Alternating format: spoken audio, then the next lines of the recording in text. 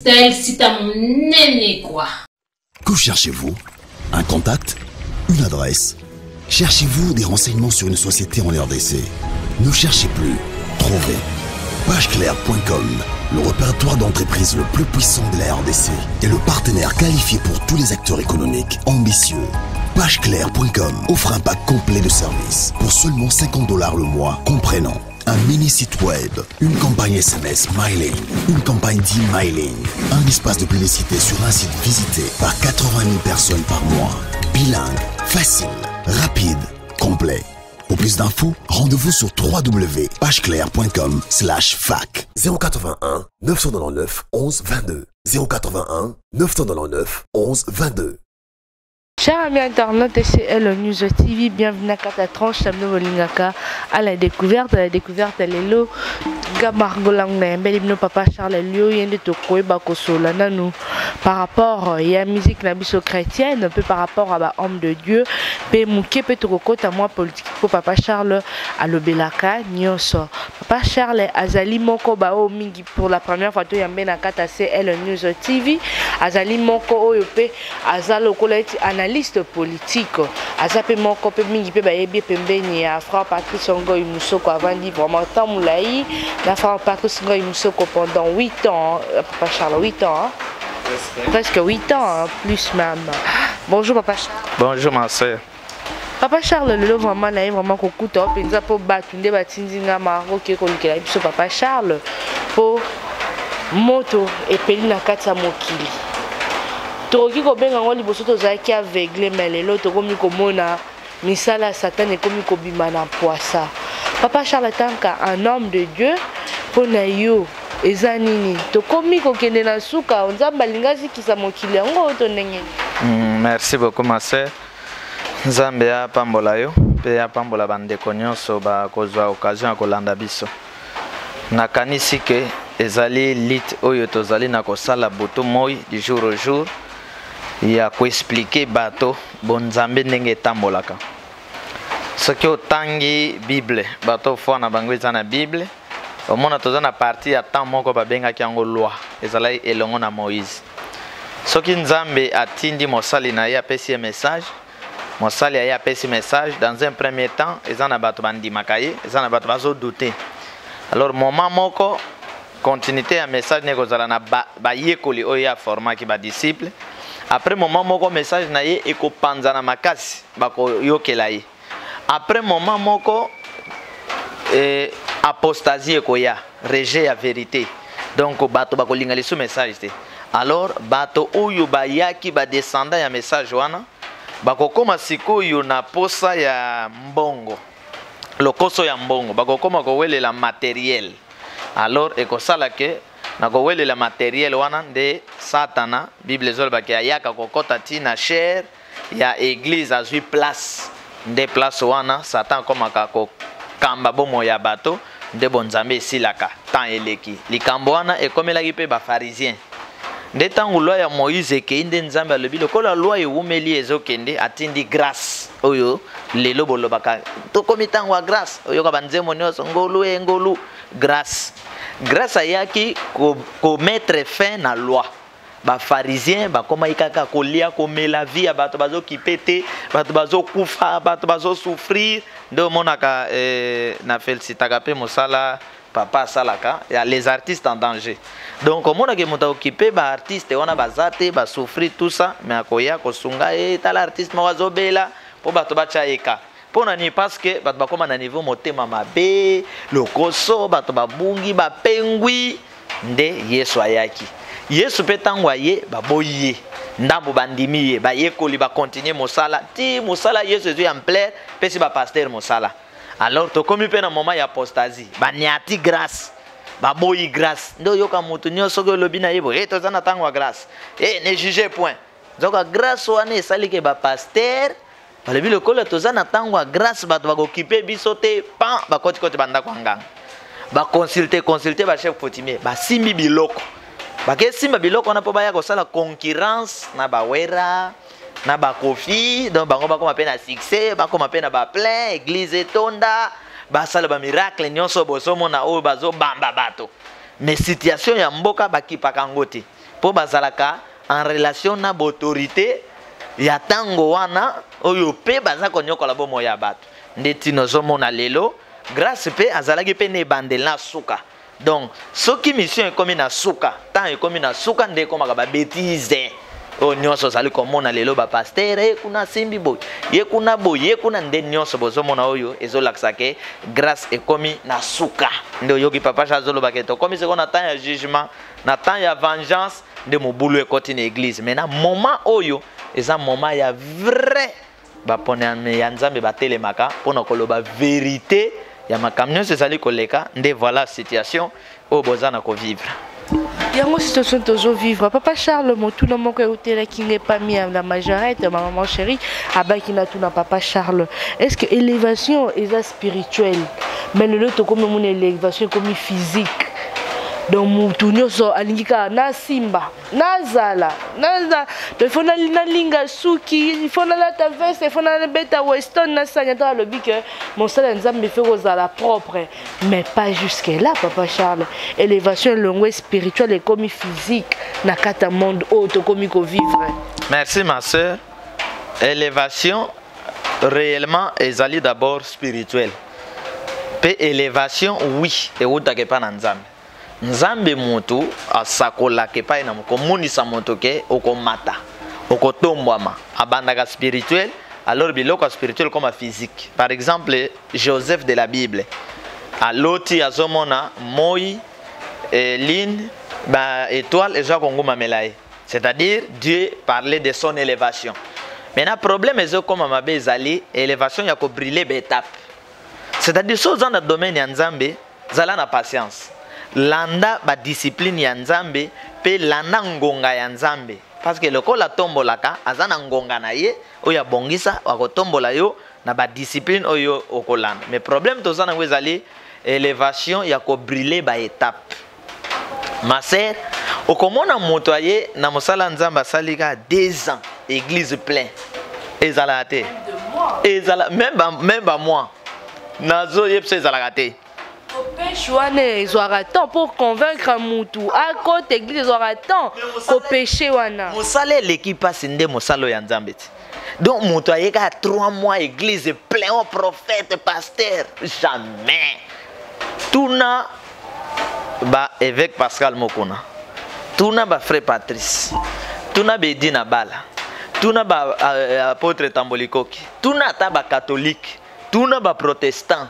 Pour catholique ils la catholique basali mbula boni, pour protestant et comme protestant basali mbula boni, pour tuna ba apôtre Emmanuel Mbiye pour cité Bethel na ye wana ti avant ba ya kobunda et comme cité Bethel ils allaient ndeni oh ya lelo ezokende ekola lokola on ne sait pas moi quoi. Ma sœur nzele l'équipe passe minyoko nzelo ya nzambe so moni église yeka pasteur aye 2 jours 3 jours église plein botale bien.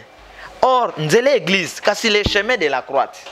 Nzele église, kasi ko longo Égypte ti na terre promise. Basala mbula boni.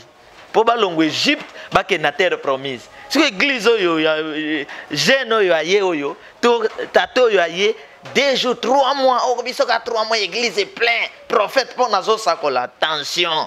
Wana biloko ya pressé ya mbangu. Oyo bato bakenda ko luka na ba maison. Wana biloko pressé ya mbangu. Tala zo expérience ba musicien mokili.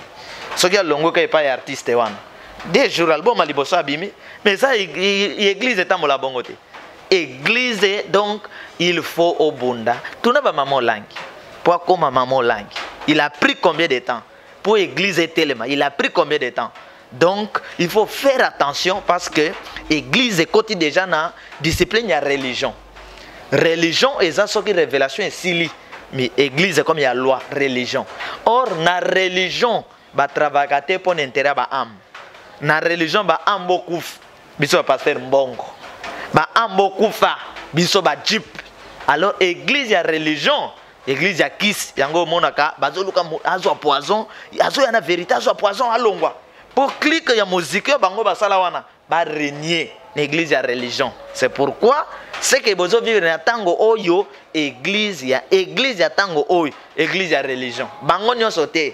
Mais majorité de l'église ya tango yo, c'est l'église ya religion. Ya bato bazoluka succès. bazoluka plein de bateau yo bapesi yesu mo Congo ba tourner longi vers banzambo yo bino bozoyoka. Vraiment, Papa Charles, le ressources aux salapasi koloba. Nos églises de la RDC, les églises chrétiennes du monde entier, comme associé Nzambe na Satana. Bazo ko sacrifier ba âme. Hein, bazo pesa ba âme et pas diable. Comme ko évoluer dans occultisme, bouddhisme, na autre, na magie indienne. Avec ils ont continué à bango ba kende ko simba ba pesa ka mama kila batu. Yango tu vois le monde est comme une vampire. Ba dans ça monito comme kobina. Dans so ya ba boy. Dans so ba vampire. Même à l'église, même tout le monde danse comme nous sommes devenus comme des vampires dans le monde oyo. Donc mon qui est commis à kobeba Papa Charles. Bino bato besoin la sur les temps de la fin. Est-ce que tant bokindaka ba association na bino besoin ka temps ya ko solarana ba oyo bango déjà bazu déjà élévation na facilité Papa Charles. Merci ma sœur. Vraiment na koyebso secret moko pe likambo moko église lelo azotambola na fanatisme. Donc ba pasteur oyo basi babongi bazo évoluer plus non na ba frère ya vérité to ba sœur ya vérité mais ba otambola plus na ba fanatique oyo na moni l'église. Nous avons traité dossier église de réveil. Bon, d'ailleurs, prenons même catholique. Même bandima catholique, bazaba fanatique à basango. Même il y a protestant, ba fanatique à pasteur. Réveil, n'en parlons pas ba fanatique. Et là, quand on a les cambo, tant on réveille à sali association naïe. Tant on ngana zalé na réveil, tant on a pas ya frère Patrice. Tant on basu personnalité juridique, présentation église de réveil, seulement na parler du peuple, na zalaki. Présentation ya nini lisuso ya musique oyo ya frère Patrice Aza oui au frère Charles Mombaya zala qui est responsable oui tozo yeba yango mais tango basali lisanga wana ya réveil bache président Kankenza président papa mokuna provincial bango nyonso bache che ezana ba meso ba kotate boyebi lokwa ba papa Coutinho ba kota pena na katite azala pena raison na ye. Ti moment moko to moni avec moko na yeko bendana alobi aya yepsa biso alo makambo yezo passé kuna yango teza na bible asala ba point de presse ayeko sala mek to koti na mek o kuna bilangwa kuna basi ya bato kuna évêque Pascal Mokona oyo to yebi oyo retour de la parole ou comme président ya renaissance. Ah non, tala. Le diable est mauvais. Le diable est mauvais. Il faut battre l'anzambe. Tous à la prudent. Alors ma soeur, réveille tant voyez aboya qui ba pratique nyonso ya mabe. Sultan aboyi et mafuta aboyi o boy aboyi. Mais to yebite ayeko yoka guya biloko wana liso wapi. Ça fait comme jamais. Maman balateli bazu biloko baboya ki ba mafuta ba sultan ba yelisu na magia plus ya makasi. Alors magie na bango wana esali et diviser bango. Allez quand 15 articles dans groupe naïe cité Bethel asali groupe na yaye Denis Lesi yaye RSO qui c'est combien yaye papa Mutombo pe azana kanaye évêque mukuna pe azana kanaye Nigeria pe ba yepe na Congo pe bazana kana donc muta bendi ba fanatique na ye moi yaye oyo ko swana na oyo na oyo voilà nyonso na pona nini bisimba Yesu oyo bazalaki na ye wana ne bandelo alakisaki bango amour o biso tolandaki to luli batata wana. Papa Moukouna a côté na mon âme et pas frère Patrice. Le papa Walo Moteng a côté et pas frère Patrice. Frère Patrice a que yemba na seka oyo kuna lelo ezalakate. Lelo biloko ni ezalakate. On ne sait pas pour nani. Ba donc ba degré ba moto oyo basimbi oyo azobanga moto oyo ko sala oyo. Moto oyo ko sala tolo banini. Boli ba bomeli église boling. Alors un jour na obonde là Nkola yeko lobake église koma ina suka comme ina suka bacha bana oyo bazana likabo ba élever bango mission na pesa bango isili alors batata pe baboyi ke biso to kolongwa te na église biso to tongi ndo moni bazo persévérer ti na érosion oyo ya delvo wana persévérance une érosion mpona nini parce que balingi te kotelemisa bana oyo nzambe aponi bacontinue mission ndenge moïse atelemisa josué yesu atiki yayeba yekoli eli atiki élysée bango baboyi donc moni église ekomi tata samoni alembi mwana asali nini azwi mpona église ya religion mpona nini lopango na ndako wana na mbongo wana bato batravayaki na paster paster aboyi bango apanzi bango nde bakoswana nde bakokota lo bakoswana wana ale bamonike mpo tose protege tika tosimba biloko ya protection mpo bakoka biso te sikoyo yesu ake wapi celui qui est en nous est plus grand par rapport à celui qui est dans le monde yesu ake wapi alors ma sœur église conseil na kopesa bato se décourager te po église et baby mais biloko bible si ekoma na mikolo ya suka bato bakokoma baninga ya mbongo ennemi des gens de bien ba fanfaron ba criel ba meurtrier bible si ekoma pe bato bakokota lola baza moke ma sœur kala to kanisa ke soki église baze ebele nde nzambe aza wana kala to bando kanisa bongo soki esambela te ofandi na ndako Bashana yemba mwanda inspiration yenga malaki na yebi koyemba te nangamba jipito molili esika nzamba zali yebanaka présence na ye siko esika nzamba zali komi pe esika pe molili ezali yebanaka. Ma sœur, ils diront Seigneur, Seigneur, je leur dirai je ne vous connais pas. C'est pourquoi mon papa Charles na linga ba bengate pasteur nalinga papa Charles pona nini papa pasteur ba yoksi biso soni nazo epso malamu eza lisum malamba lo baka attaque pasteur wana silikaka mais idolâtrie osimbi biloko ba peso ba recommandation na monde ya ténèbres oche mafuta wana ténèbres ba sacrifice wana na album ebimi kombo ngani ya Yesu nde aloba na Matthieu 10 nyonso ebomba na ekosala ni ekobima.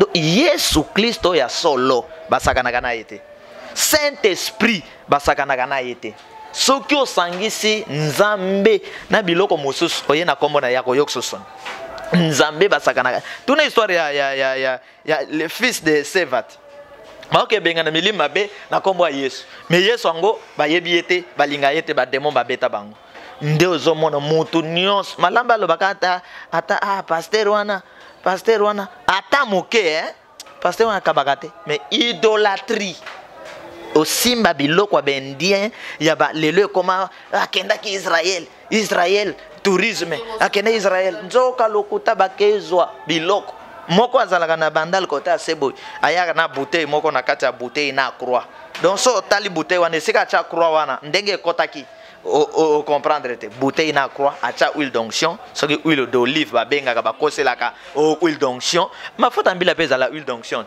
mafuta mbila si etretaka pe wapi loba mama na yebati ba cher ami internet celle nous si même mafuta na wakosa biso mafuta oni mafuta na pasteur a chango $50 $100 bande kona biso bosombaka te mafuta ane utaka wapi nzambe eza mafuta moko bazwaka ngo na bimisaka secret ba Charles ana lubaka amedache dalibo na litama donc mafuta na bazwaka ngo wapi mwita basokola bibembe te bamayi wana basokole bembe surtout bibembe o abano amike o bayaka ba vierge dans nos petites filles et le petit fils o ba chaste ba vierge wana nde bazwaka batumbaka bango ba papa wana yoto semela biso ba caméra cachée pour to kinda rozwa bon la ba morgue tout monde ba sala ngo na ba 20h 19h na muli batumbaka ngo takanda to tumbaka musuni nde bimisaka mafuta te ne mafuta no moni ba chaka ngo na mlangi bayaka bake ba inspirer bango na molili ba invoquer ba inspirer ngo moni te dadi bakoma ba dadi na ba momi dadi nena ke musa dadi pesanga mafuta na pakola lelongi dadi te non huile d'onction auto yebaka ya bible balobaka na biso y aura de l'huile ezao wana te botika kokosa biso donc bato yango na yebso ba fanatique les gens n'ont plus confiance ya liloba. Pourquoi pas boyoka liloba ba sambeli esili ba pakola kabino ka mafuta na makolo na libumu pourquoi tina nango nini voilà encore ma sœur azo révéler bisike utaka oyo aza koto bouteille na croix na kati na mafuta église pe bato ba mona akocha aopakola bato asimbi o touch bakoma balinga liso ingala te touch maman.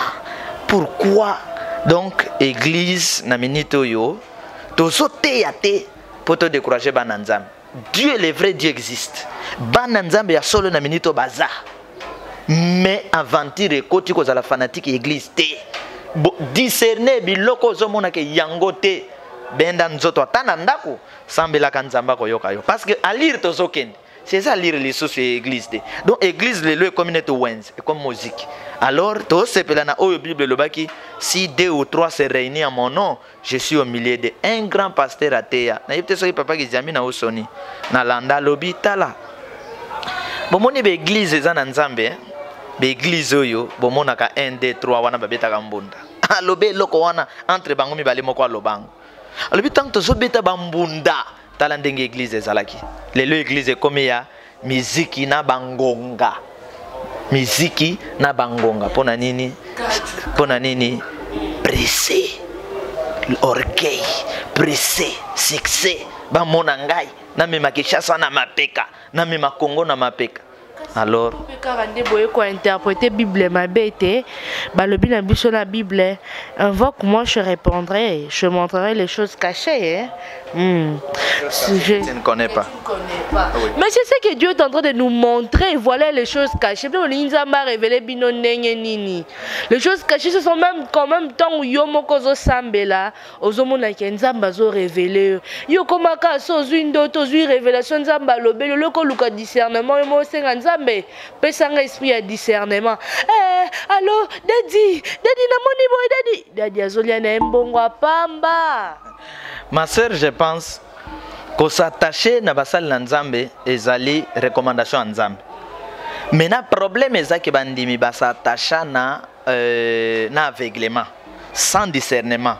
Soki nzamba kabola makabo, apesa mutu na mutu likabo naye. Pe bato yo bazo simba biloko wana. Nzambe pe abenga kibango. Bazai pe baponami. Mais tant monsieur influence ya baninga. Moninga moko aye influence tala boye kende boye yepe atosi akoti po azomona ke nzambe retard. Donc kokangama na nzambe eza biblique, eza recommandation spirituelle. Maintenant permettez les problèmes eza nini kokangama avec aveuglement. Au moni tango bato baye ebele bakimi Yesu atuna iba Pierre. Mais baninga bakei bino botika lipo na nini? Pierre alobi nous avons compris que c'est toi qui as les paroles de la vie éternelle. Donc, Pierre Ayoka qui est le bélier, soit abandonné analyser yango, à découvrir que mon toit zana lobiko, nde bakangamaki. Maintenant, bana nanzambo bazalelo, bazo kangama selon apparence extérieure. Ah, église tondi, ah, ba jeune fille qui toko, ah, musique, album qui toko, pasteur wana, ateya kaboye. Mais bazako consulter nzambete pour dire que Seigneur, et si ko tozo kende ta dame siko yezali dengenin nde bato bazo ko yebsa bango ke bo luka nzambe bo yeba soki bato baza ya nzambe nde ba olinga bangote ndoko yoko kuna bakangi Roger Bak o kuna bakende luka papa Charles o kuna basala ki bo pona nini mokili soki apengwi akomaka ennemi des gens de bien balinga lisu conseil te ezalo ko ba président ya Afrique soki afandi à côté pour la première fois na kiti ya bokonjo ko yoka lebi nazomi mabino ka na élection. Ce qui a côté yoki gouya bokonzi comme il va formuler comme manduki bomeki manduki bosali boy enlèvement bosali boko beta bosali boy ayoki gouya bokonzi mazoe bate ruine suka délige tant délige koya mayele komo ya apona nini na sala ki boyete nde aujourd'hui to plonger dans les salaires du péché c'est la mort grâce et sili ah wande temps ya jugement nzambe azo sambisa église azo oyo nyonso nzambe osalani et sambisa loti le jugement commencera par l'église si yangoy mais loko to kamo ezake na batato bateyaki biso vérité oyo e matsa kondima na biso bazo soutenir mabe oyo bango baboya ki lobby nde loko biso to kam donc opengweze loko moko mabe ma sœur eza mabe ekangi bato na dimension moko même bozo epsa hotel sa bat na écran boyango non bandimi bazate pourquoi ba pratique basala kuna envoûtement. Vous comprenez? Donc église asala ba pratique kanga bat na envoûtement ato lobby rien mais moment moko baponami ya nzambe babima kaka nzambe abimisaka bango. Voilà. Papa Charles bino pe basali ya nzambe pe boye kotia biso na trouble hein na ki koloba parce que les autres balobi ote toki kuna balobi gede mususu babi ote ezaki gede soki nini gode mususu babi ote ezaki boye mususu babi ote gel mususu nini on ne comprend rien mais normalement tant que biso pe ba mususu to lukaka pe toyeba mwanda ndamu pe moi ah ouais pour bino ba oboza kuna diaspora biso ba otoza to nga pe toyeba pe mwandambu. Moi de ma part on atalaki la Monique eza gege oui mais qui koluka pe moi lisusu mwandambu pe koyeba babinanga gege c'est une déesse qui donne l'espoir qui donne la puissance qui donne le succès et la réussite mais gege c'est une déesse azalaka jalouse. Quand tu es avec elle, tu ne peux pas te marier. Oh. Donc si tu te maries, donc il y a un succès à robot et là. Moi, si c'est une déesse. Ah oui. Donc on a un côté là.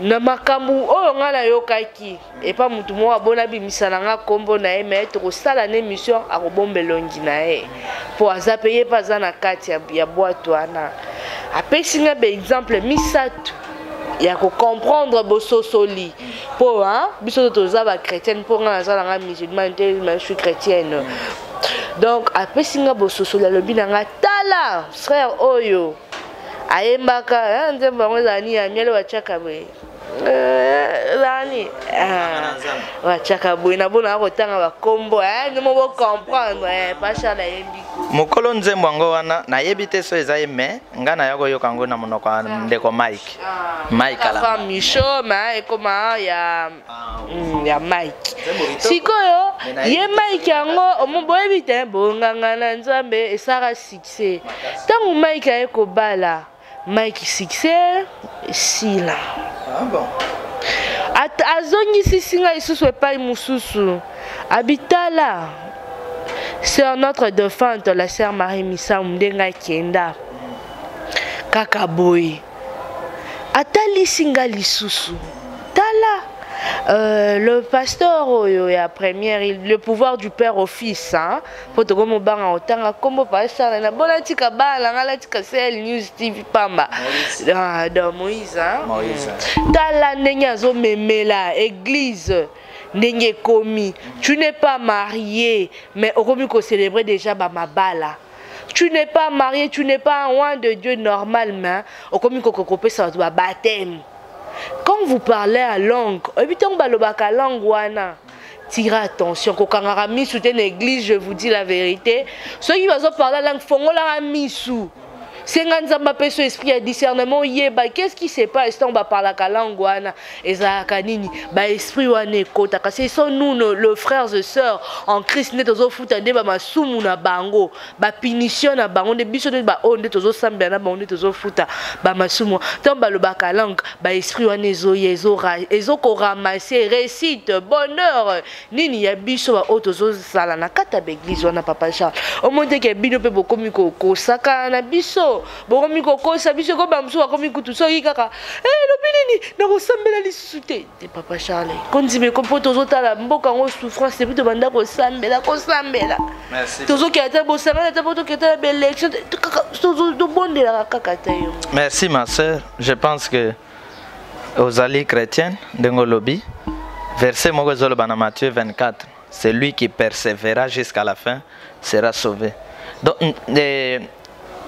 Paul a dit que rien ne nous séparera de l'amour de Dieu. Donc, kosambela tokokoba, atamboke bongi tokokoba, toko persévérer. Pour to sambela kateka kampomboke bonga, to sambela ka juste pour molimo nanga yebi kapé. Mokolo na kolonga mabele, vi mosusu eza na monde spirituel, amnanga evanda bien. Kuna pe ba boloko eza. Place paradis lola ezali mais to sambela ka pe poto zo lola wana to kansaka to comme sango na mabele na biso vie ezala bien. Deuxièmement, pasteur ko célébrer mariage et senga kate ozala marié ko pesa pe baptême senga kate ozala marié. Donc soki nzambe aponi yo ozala marié ou pas aponi yo atie yo na service eza lokola un joueur azana Kasi baba association ne boyela biso nini. Ce sont vos associations. Nasi lisayo. Te wana bisala salabat. Bolanda biso bato ye na révélation. Na zo biso que église est comme une religion. Religion ezali message expiré. C'est beau tala. Église est expirée.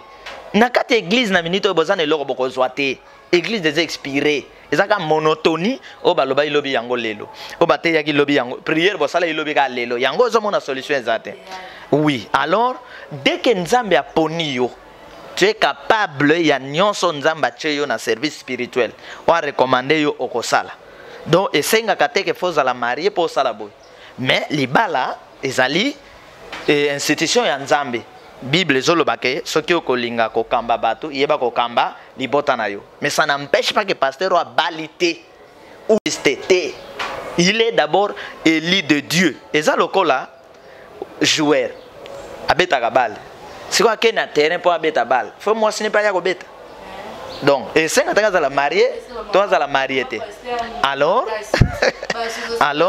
les problèmes dans nango ezanini.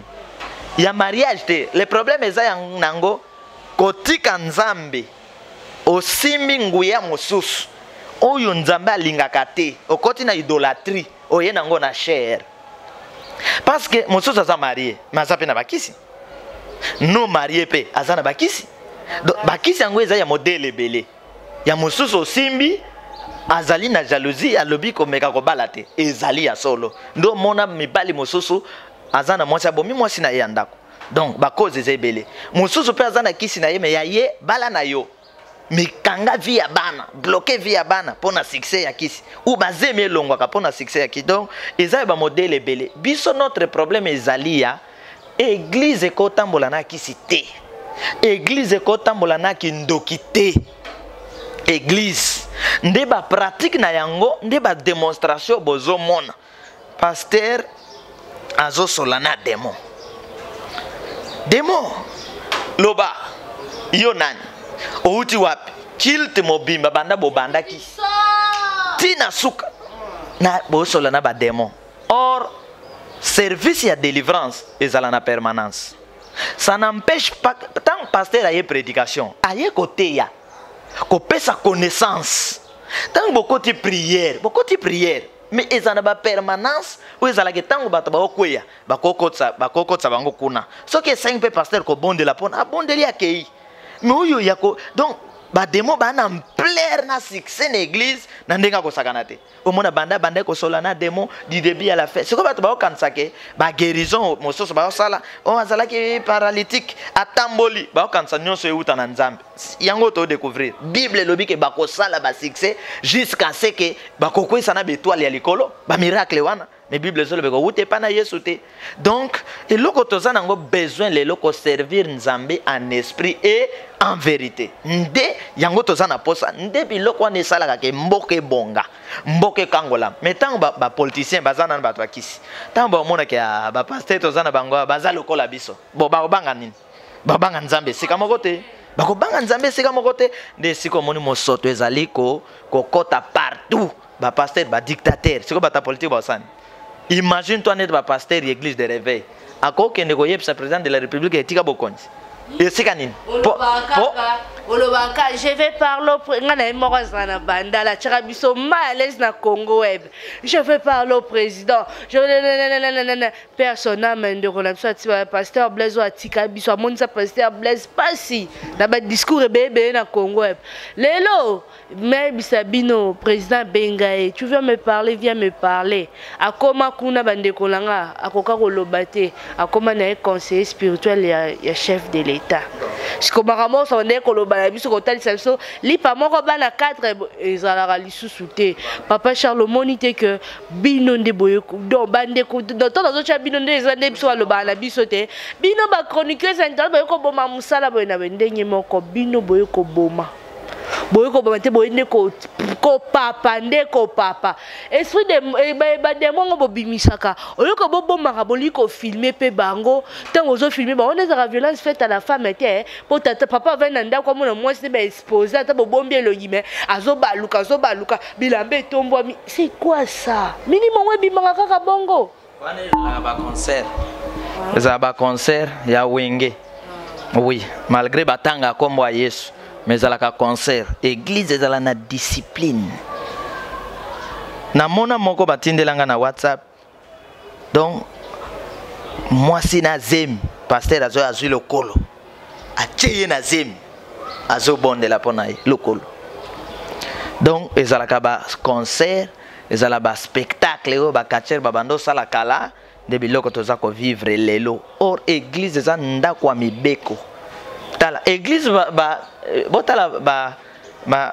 tante kala. Oh par ville lieu saint lieu très saint. Babando sakana nango te. Babando sakana na bisika wana te. Peza ina bateau babando kota kuna. Sikoyo ba yo grâce ba comprena grâce te. D'après bango grâce eza n'importe quoi. Nde na yebisi bino bokanga na motu ke grâce si l'émission ya grâce à Yelaki et Sili. Tokoti na page ya temps de vengeance. Ezan Esaïe 61. Tokomi na temps de vengeance. Bato a grâce ba sali mosot. Bato a grâce ba kwesi kondima ya bato. Lelo papa zwa mwansi na yatinde na église. Na makambo ya boy. Boko binaka koto yesu yesu. Nzoka babiloko na bino ezo suka na ngo awa. Ezo kenete. Pona nini? Sirène moko akangi. Invoquer Nzambe wana fokolela.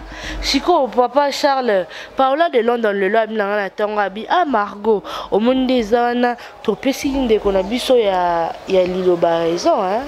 Papa Konde prophète po bango basalaka banzembo na bango utaka na Bible et le quoi biso te toza to comment ba parolier ba comment so nzembo esika mo musicien profane na musicien chrétien bazaka na parolier moko. C'est oui siko yo bango ba cantique na bango utaka na Bible. L'inspiration c'est le monde de Dieu. Elle vient de l'envoûte céleste. Elle est plus forte que les écritures. Donc, non, il y a bisope. Wana ndeko lifokoti. Il y a bisope. Non, inspiration. Faut éouta d'abord na esprit de Dieu qui est en toi. Inspiration ko outa na Bible. Vous comprenez? Parce que Moïse, tambola na Bible te. Ni ba Yesu, ni ba Pierre. Bazala qui en contact avec l'esprit. C'est un système na biso ko tambol. Alors Bible ezali mokanda ya leçon et c'est ka bene ba leki to faut ko tanga ngo po ozwa au comparer vie na yo tilelo. Donc inspiration et ko uta na Bible, et ko uta na nature.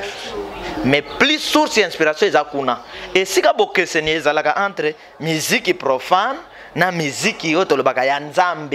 Et ça na ba source d'inspiration. Mais tu vois comment on a les que les musiciens chrétiens, comme source d'inspiration, comme le monde à ténèbres. Parce que comment fait-il que Moyembi Nanzambe, Ayembi Gege, Kofi, Batine Langanze Momoro, ya Kofi, Ezana WhatsApp, Gege, Batine Langanze Momoso, Ndeko Yembi, Asalibo, Gege. Maintenant na bato batanga Bible ya koleka biso bande Apocalypse na Genèse na tuni moko atanga Bible ya Apocalypse de Genèse na Apocalypse alobi ma place ya gege wana na Bible na monate batuni biso bato ya révélation to kota na monde ya révélation to yokana nte na lola banjelu bazo discuter sur un nom qui s'appelle gege to yeko yoka ngwawa sikoyo comment banzembo na ekosala ke koto babetaki kuna babeti soki babeti ata nzete ambila Nzeta mbila et qu'on pose problème. Oui, ma sœur. Papa Charles, nous avons autant milité pour ça que même na kata CL News TV à chaque moment to banda koya ba question sur ba abonné to ba Charles ami internet to ba poser ba question na ba to banda koya retour na Papa Charles. Papa Charles, le nom to lingina nous to ça non close na moi si je na biso le poto entamé politique à Congo pour biso to za ba congolais. Mais Papa Charles Dilobani ya suko rovi ko pesa ba bana na Nzambe bayeba pour bakomi ko banga donc sabi même quand même pour prier même pour chanter la comment le quoi ba cher de plus bon oyeba na oyeba Nzambe ni pour na adorer Nzambe na ngai parce que ça fait la honte de la musique chrétienne congolaise pour tozo kende nango wapi où sont passées les associations AMCC nini yo ba pasteur nous tous là tozo yeba tozo kende wapi te Papa Charles tant que un homme de Dieu, un révélateur. Oyi kolobanaba na nzambe to ba chrétien et le non croyant oyi kolobanaba po ba non croyant ba comme ba païen ba comme seka biso te biso ngako nazala na nga païen ekuta sa moni conseil ni oyi ko pesa ba. Je pense que bandimi ya mangomba boboya kozala ba fanatique et na ba makambo ezoleka soki nga nazalaki mondimi. Par exemple, il y a église ya cité Bethel na lingana kanga frein na koti retraite na kenzambe na lingina kufate na lingina bika yebsanga makambo bazolba contre mon pasteur, contre mon église eza bongo to bongote so nzamba a confirmer eza bongo osengi nzambe apesa nzela mosusu so eza bongote ozongi na esengo. Donc bato bazala ba fanatique te ba vérité eza na sena moi que bato ba pengwi mingi pour le succès ya mbongo ba mona pete ke bato ba loba makambo ke baza contre ba pasteur non de na landa un pasteur o baza contre ye eza jalousie